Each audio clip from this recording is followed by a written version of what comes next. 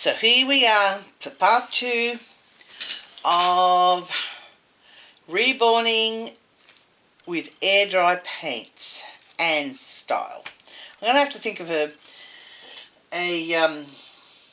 proper name for this video tutorials we're doing. Okay, so anyway, I did tell you about the shine, and that's the shine that you get after you've applied the the sealer.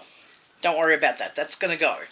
It's the same with all the kits that I'm currently working on, so you're not going to see any difference, okay? What we're going to do today is begin our mottling.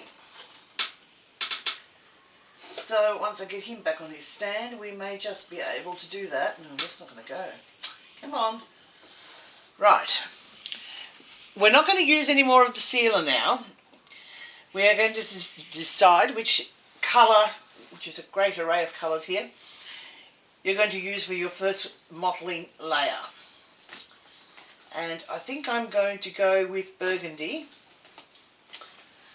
And I will show you how to use it, how to mix it in just a second.